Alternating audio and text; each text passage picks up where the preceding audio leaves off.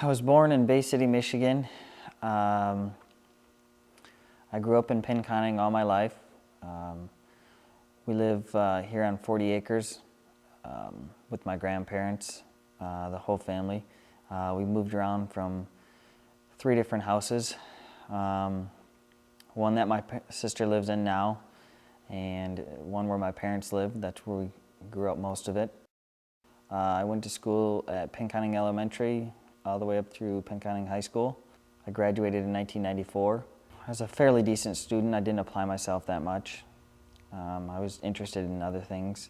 I liked racing motorcycles and riding motorcycles, so I did that a bunch. I couldn't wait to get out of school to come home and ride my motorcycle on the 40 acres and just hang out with my friends that were around here. I grew up with a gentleman named Wayne Romanek. He was like a brother to me.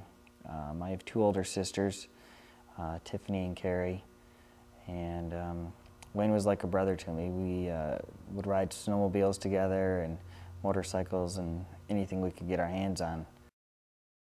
In grade school, I had some good friends. Dana Peacock was one, John Schmidt, kids that I grew up with around here that lived close to here.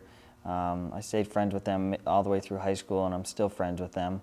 Dana comes and watches me race once in a while, depending on how his family's going and whatnot. I probably had 5 or 6 close friends through high school. A lot of the kids were more jocks and different things like that, and I didn't fit in that group. As far as playing football, I did play football for a little while and sat the bench mostly, so I moved to other aspects that I could be in control of.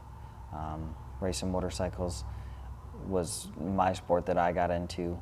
I did get some of my friends in high school to race as well. Another gentleman, Marty and John, they both raced against me and with me. We did it like it was a family thing. We'd all go to the races together, and so we had our own little clique. I was an average student. I didn't apply myself that much. I was the class clown. Always liked to get in trouble as far as just to see how far I could push the teachers. I didn't like homework. I always was concerned with doing other things, and so I tried the best I could to just get by. That lasted for a while, and I got through high school. Then I started working for my dad and doing sprinkler work here at the shop. I started doing designing and engineering, and that didn't seem to fit me either. I didn't like sitting behind a desk, just typing on a computer all day. So after 2 years of that, I went to college at Central Michigan University. That's where I really enjoyed myself. College was fun. I got a bachelor's degree in entrepreneurship with minors in marketing and advertising. And I met a lot of good friends in college, good friends that I still talk to and hang out to now. A lot of them still come and watch me race, stuff like that. It's hard in the summer to go and do some events that we all can do together with the racing schedule, with racing every weekend. So it's a lot of them given to me. A lot of those people, my friends, come to watch me race. And well, we just felt like I needed a little bit more training and some of the finer points to become a better rider. In 1985, I was riding motorcycles around the 40 acres. I can't remember which one I was riding. There was a point where my dad had a 350 TT, which was a lot bigger bike than I could handle or even ride. But I didn't have a bike at the time, so I did whatever I could to ride that. I'd lean it up against the shop in the barn to start it. And once I got it started, if I had to stop it, I had to jump off and run alongside of it so I didn't tip over. It didn't matter what or how. if I wanted to ride something, I'd figure out how to get it started and ride it out in the field here. For a while there, I was pretty popular in high school around freshman and sophomore years, and I was always real good friends with a lot of the girls, and I had some girlfriends. And then there came a point when it was just more hassle than it was worth, and I really just started being focused on racing bikes and stuff like that, because it never really fit in. Girls don't like to be number 2 or number 3 in their eyes. They want to be number 1, so usually that didn't work out. I was always too concerned about doing the things that I wanted to do and less concerned with what they wanted to do. So I did have some girlfriends through high school and whatnot. It was pretty good. I haven't seen those girls since high school, and I haven't been to any of my high school reunions, so it's been about 13 years since I've seen any of the girls that I dated in high school. Well, like I said, I grew up riding motorcycles. When I was 5 years old, I started riding a bike. My dad would chase me with it, and as long as he was behind me, I could ride it. Well, as soon as he would stop running because he was tired, I would look back and I'd fall. Well, that lasted for a little while, and I finally got enough confidence that I could ride it by myself. So at 5, I started riding JR50 Suzuki, and then I progressed from there to a Honda XR80, and I got better, and we'd always go and ride in the trails around the house, around here, and whatnot.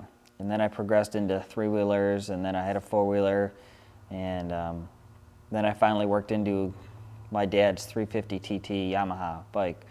It was quite a bit bigger than I was, so I had to start it. I had to lean it against the shop or the barn, and then stand on the Kickstarter with both feet to start it. And then once I got it started, if I had to stop, I'd have to run alongside of it. And then I finally bought a bike that was more suited towards me and my size, and after riding for a while out here, and I couldn't get anybody to really compete with me. I always wanted to race and see who was faster, and I always could beat them. And after a while, I decided I needed to try and race somebody else. So we started going to some local events around here and in Birch Run and whatnot, and I was riding a 250 KTM, which was quite a bit bigger bike than I was, I don't want to say capable for, but I was racing against guys that were a lot taller than me and heavier than me, and I was probably maybe 110 to 115 pounds on a bike that weighed 350, so the weight ratio really wasn't in my favor. But I did okay, and after we raced for a year in that, the next year we decided to go ahead and get a smaller bike, got a 125, a Kawasaki 125 used, and we started racing that in the novice class, the 125C class. We did really well. We started winning, and we won a bunch of races in the C class. And then the following year, we got a new bike, a new Kawasaki 125, and we moved to the next class, which is the novice, the B class.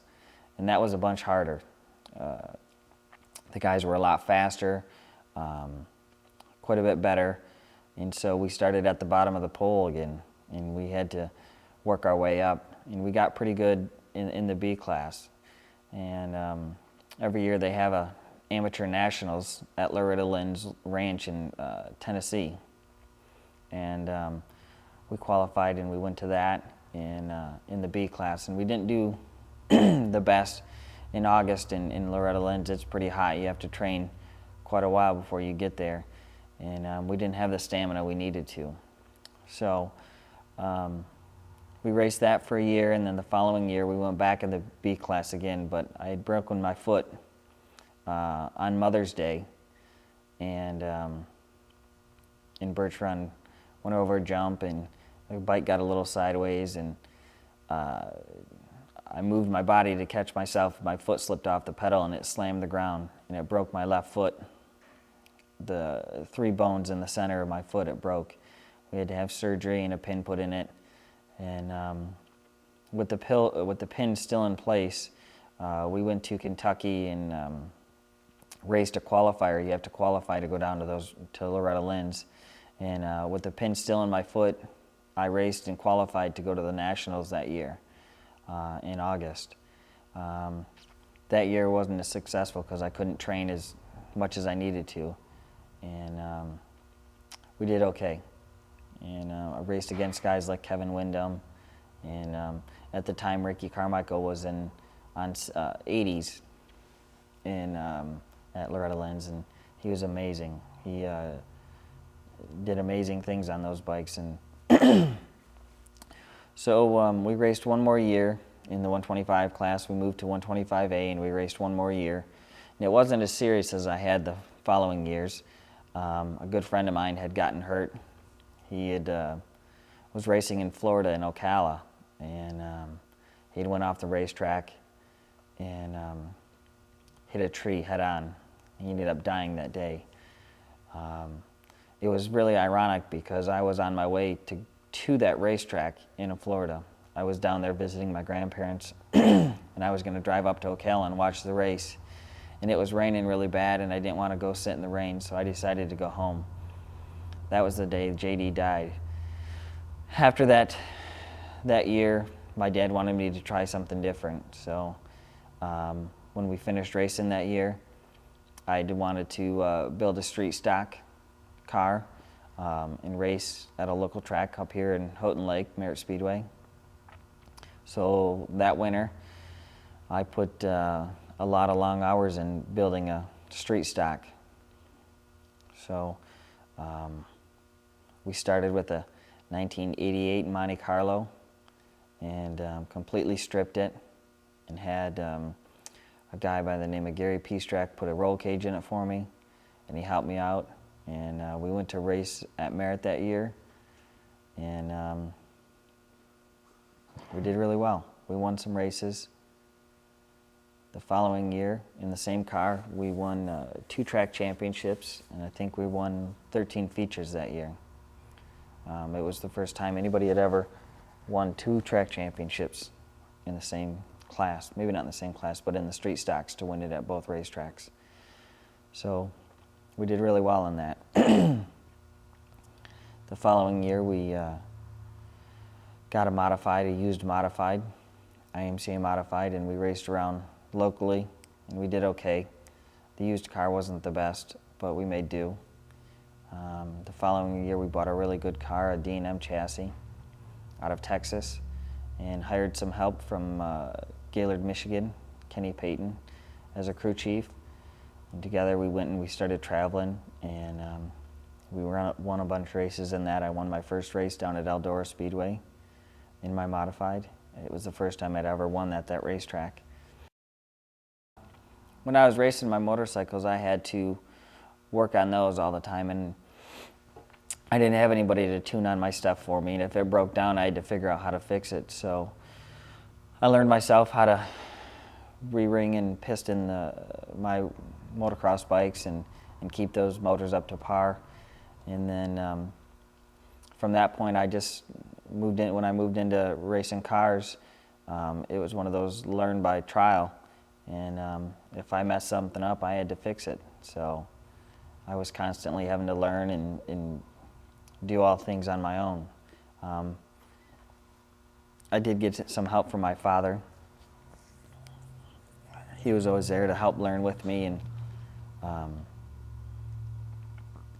and to help keep track of what I was doing and not doing.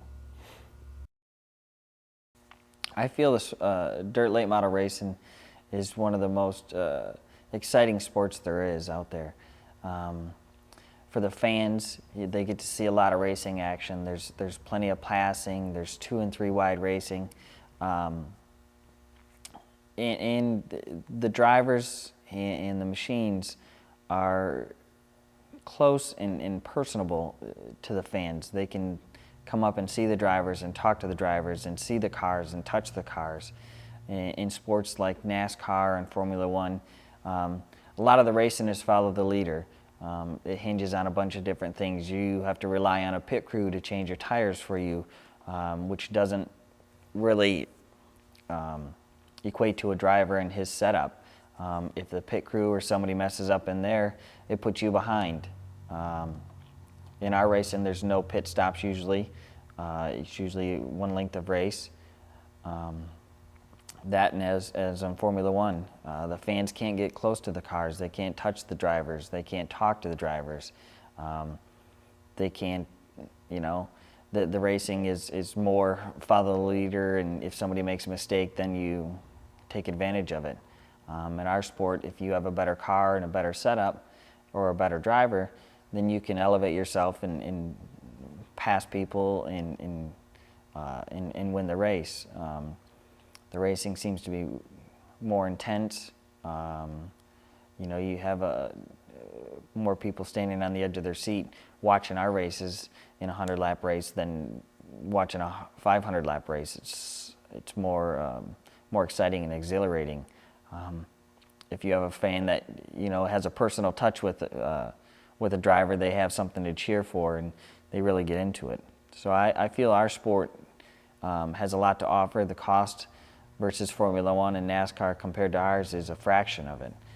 We go out and we race on shoestring budgets, and NASCAR and Formula One are working with millions and millions of dollars.